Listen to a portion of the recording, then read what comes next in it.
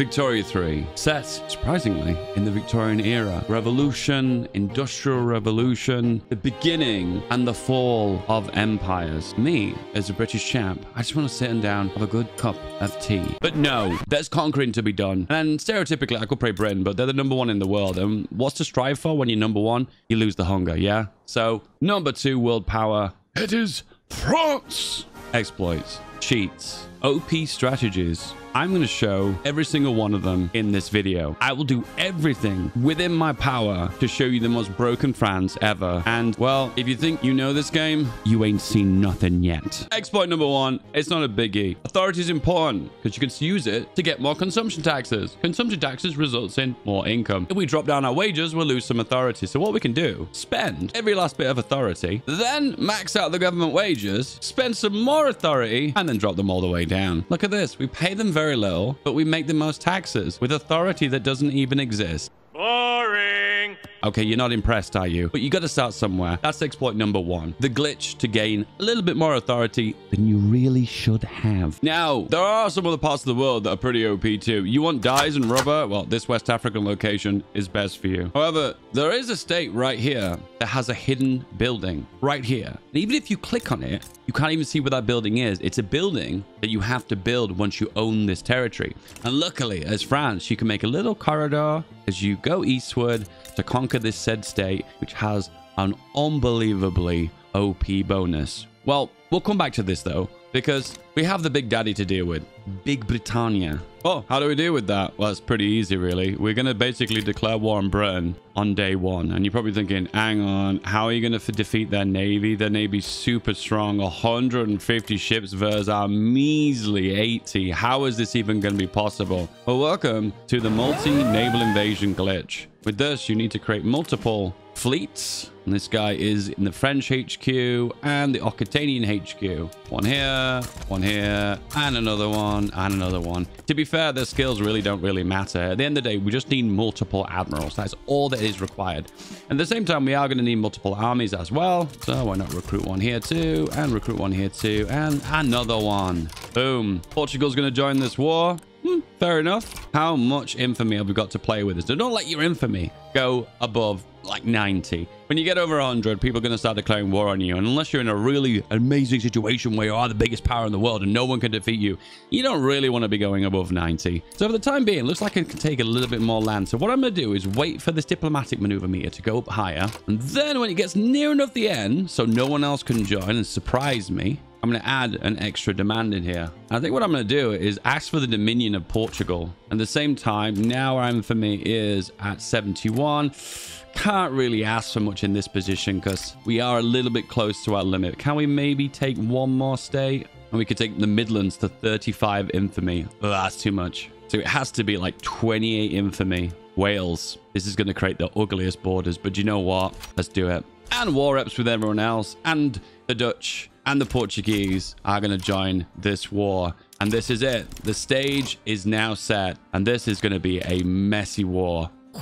98 infamy. Oof. Sweats. Mobilize all the boyos. Put up the wages. We're ready to rumble. And here we go. So, we can't defeat their navy in an open battle. Look at all the ships here. Denied. So what we're going to do is going to plan a naval invasion. You're probably thinking this is a waste of time because this is going to intercept your fleet. Correct. They will. But if we do one, their navy will intercept that. Then if we do two, that one will land, but get denied on land. But then the third one. Oh, the third one. That's a very special one because the third one will automatically land and automatically start pushing into their territory. Oh, this is so broken. I love it. Naval invasions. 3 of them planned. Off we go, chaps. And there we go. The first naval invasion has happened here. The fleet navy has been intercepted. The second one has landed. And, oh no, it looks like I have actually been denied. But once you fail, you try and you try again, right? Yep, denied. Another one. It looks like sending these little armies, these mini ones, probably didn't do me any good. So I'm just going to send only the larger ones now. The 2 medium-sized ones. And then the third one is the massive 107 battalions one. Again. And once again, the first one's intercepted. The second one is battling. Oh, no, there's a third one. They are so prepared. The AI is advanced, but never mind. They cannot deny me. In the end, the third one has landed and a massive chunk of Britain has been taken. Now we deploy all the boys, mobilize them all. Front line, front line, front line, front line, front line. March towards Scotland and I guess kind of London as well. Oh, look at the battalions. So many. The resistance continues. Big battles. Oh, we're actually making a push here. Can we take London? Oh, my goodness. The Blitz of London from, of all people, the French. Boom. London secured. New party formed, the Democratic Alliance. This is what democracy looks like. Portuguese defeated in Britain, trying to hold out. Boom. 100 battalions of Portuguese. Absolutely. Oh my goodness, annihilated. South conquered. The push north was absolutely eye-watering amount of divisions eliminated on the British side. Oh, the losses are catastrophic. Anyway, back to the exploit. Being able to land into Britain is just something you shouldn't be able to do. Stacking a bunch of naval invasions on top of one another allow you to bypass loads of the defenses until you just can sneak in and win a battle instantly. And then you're left with, well, with this. Nice. So why not illustrate that fact again, right? So small navy, relatively decent size, 44 battalions. Next, and another one, another 44 battalions. And then the bigger navy here with the 151 battalions. And once again, this will probably be even more effective than before because we don't have the British Navy to stand against. It's just the crappy Dutch and Portuguese Navy. I'm sorry, Portuguese and Dutch fans. I love you anyway. And here we go. In action. The first one intercepts at the Navy. Second one intercepts their army. And the third one instantly lands and wins a battle. Just is so brutal. And then we just absolutely annihilate them. Oh, man. Eye-watering number of battalions getting absolutely butchered. War reps, I'm going to need that to pay my bills. And then we have another one here. That's right, Portugal. Did you forget about Portugal? Because I didn't. Again. And, oh, that's right. Again. And once again, a successful push. And boom, instantly subjugated. And all of a sudden, we're into the green. 1838, and that is a nice looking France. Don't look at Britain. We'll come back to that, okay? We'll join the borders, I promise. Anyway, back to the OP building. That's right. It's right about here. As you'd imagine, conquest in Africa, significantly easier against Britain, Portugal, and the Dutch. A lot easier. In fact, I could do this blindfolded. All right, the snake through Africa is complete. And now we have control of this. Okay, now this is a special location. Don't ask me why. It's East Mali. We have West Mali, French Timbuktu, and then East Mali. And East Mali is the one. And the one is special because it has this building. So click here, and then here we go. The Mosque of, I'm going to presume that D is silent. So we're going to say Jen, the Mosque of Jen. And now this building is very special. Because if you look really closely, it gives Catholic devout political strength. So basically, your religious group in your countries. But don't worry about that too much. Is that what we're looking at there? Can you see that 20% education access? That gives you more literacy overall for your entire nation. More literacy gives you more innovation. More innovation gives you more research. It is unbelievably strong. It's the equivalent of primary school education. That's right. From a building. Nationwide. Basically 2 points in your education. 1 and then a 2. So why not stack it? Get your primary schools, get your mosque, get your public education, and make sure the children can read. Every single one of them that is French. We've got a bit of infamy to play with. We're definitely going to make our way over here. But for now, we're going to go for the opium capital of the world. Declare interests. You push into here, here, Afghanistan, and the Sikh Empire. And all this region has a ridiculous amount of opium. Opium is such an easy way early game to make a ridiculous amount of money. You have no idea how much money I'm about to make. It's going to blow your mind. As an ultimate humiliation to the Brits, I get to build a Big Ben, which gives prestige. I think I'm collecting special buildings. Oh, well, for the win. Bush brothers! I have an opiate addiction that I need satisfying. The amount of money you make from opiates is just absolutely ridiculous.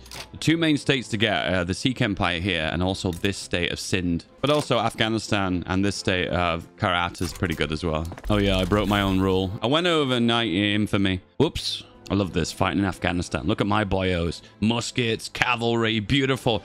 And then look at the Afghans. Oh my god. Is this Vietnam? Yeah, you know, we're producing an absolute crap ton of opium. You know what we do with it? We export it to the world. Everyone is going to get addicted to French opium.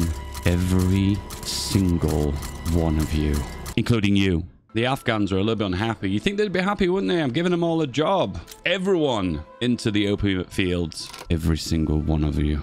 Well, just from growing a little bit of opiates, we're like a little bit... Well, not a little bit. We're ridiculously rich. Okay, I think we've reached peak opium. Opium, and then we look at production. Oh, Afghanistan lights up green. And also West Africa as well, which is conveniently French as well. Nice. East Mali, a beautiful place to visit for a fantastic education in the Mosque of Jen, as well as to come to get high. High of education. Paris, almost 100% turmoil, like real life. Never mind the British Raj. What do we have got here? The French Raj. Pakistani, Afghani Raj. The beauty of invading China is they've got an absolutely massive population. So if you get multiculturalism, you've basically got unlimited pops for the rest of the game. Lots of expansion for more pops. Great resources too. What can I say? And when you invade them, because they're not a recognized major power, you get them for practically free. For this state, for the population it has for Beijing, 22 infamy is just a bargain. It's basically free. I'll take it. And the same again. Naval invasion. And you damn right. Oh yeah, you better. There's going to be a naval invasion. And the result is... Boom. Victory at sea. Victory at land. Instantly take the land. GG. No re. Bring on the armed forces. Here comes the cavalry. More than likely, you outgun them. And they're not even opposing me at the minute. Their army hasn't even landed. So we're just taking land for free. Oh, they've arrived finally. And then they get absolutely massacred. Nice. Oh, the pitchfork guys are back. Welcome back to Vietnam. Victory! Ooh, nice chunk of China. And the prize that we really wanted was the Forbidden City. Practically maxed out legitimacy for the rest of the game. It's just that easy. All right, it's time to give the people what they want. Low taxation. Also, guaranteed liberties, maxed out standard of living. Oh, wow. The trade unions. President Karl Marx. Nice. Well, now we have absolute power. It's time to tax the rich to absolute death. And we're going to redistribute all of the wealth to me. That was the plan all along. Graduate tax. Tax the dividends. And that's what hurts the rich the most. Now, that Portuguese dominion that we created earlier wasn't for nothing. Eventually, we're going to have to annex them. And it's a really cheap annex, too. Ooh, Austria and Spain. You want a piece of me? Come at me, bro. Hang on a second. French relations towards the French Republic increases by 20. I am the French Republic. The French Republic owes an obligation to the French Republic. I have no idea what's going on, but I'm going to go for that. I told you this video was about exploits, right? Well, Spain got snaked, then pieced out, and then... Oh, look where we are again. Back here again. Back at it again. Naval invasion time. Portuguese can't stop getting invaded. It's nice that we're rebelling against them. We're about to annex them, and they're still using our flag. Boom. Annex. Well, I gave them freedom. I gave them standard of living, and this is how they repay me. They still pretty much hate me. Oh, well, I tried. Whoa! Transvaal. What is these? Is this machine guns? And then they've got, like, tribal swordsmen. Okay, there's a bit of a mix here. Machine guns and spears and shields. Mine the gold. Council elections. With the approaching council elections, workers among all of our nation have expressed their overwhelming preference towards the Communist Party. The workers are always right. Plus 50% towards the Communist Party.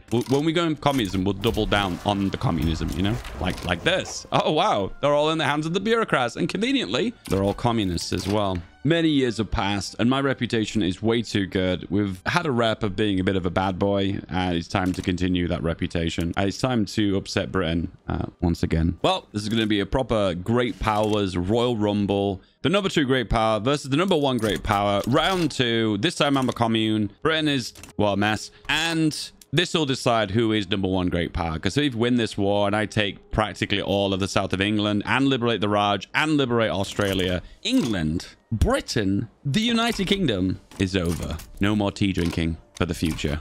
Now, there's a lot of front lines abroad. Look at the Raj here, and look at Western Africa, South Africa. There's front lines everywhere, but I'm going to ignore those front lines because I'm just going to concentrate all my forces on the UK, and that'll make them capitulate anyway because this is considered their homeland, and we get way more war score. Belgium is up and getting absolutely decimated. First push, outnumber them 2-1. Push into the Midlands. Push. Belgium's out, and wow, we're almost out. Look at that. Might need a few taxes just to keep us going for just a little while. 1875. The only major conflict I'm aware of in this era is the American Civil War. I have to mentally imagine what this battle would look like. Lines upon lines of infantry, shot apart with machine guns and incredibly accurate artillery fire. Can you imagine it? Can you see it? Well, in game, you can't really see it because it's just cannons firing. Okay, the reason why I'm losing so much money is it's broke up my supply chains. Like, I'm losing West Africa, losing my opium trade. Yeah, probably not defending those areas. It's probably cost me. But regardless, we won the war. What did it cost? Everything. But we have defeated all our enemies. And look at that. Oh, England. 94 infamy. Notorious. Oh, look at my income too. Oh, classic late game. Victoria. Railways. Railways. Railways, railways, more railways. On the upside, look at this. Canada, United States, Mexico. United States hasn't gone for Alaska, but these are nice, pretty borders. Not too bad in South America as well. Then we've got some interesting stuff going on here. Bengal rebelling against Britain with all these little puppets inside. And then, of course, me here with my ginormous GDP just in Beijing. Basically unlimited population. Nice. Also Punjab, silk dye production, and then opium all the way around. And then the homeland. Oh, look at this. Normandy. Top production. And the #1 spot has gone to myself. 1,200 extra prestige. GDP absolutely through the roof. 500 million GDP. And the final exploit is if you fire a civil war, then switch sides, you lose all your infamy. I'd include this in this video because I love my country way too much. And man, Mr. Marks, you definitely have made your mark on France. The final thing to do is go communist. But you know what? I think I've made my mark. It's been done. Hey, if you want my Victoria 3, let me know by liking and subscribing. Guys, I love you. Goodbye. Thank you for watching. Do you want more? Oh, YouTube's giving you more. Give this one a click. This is the next video.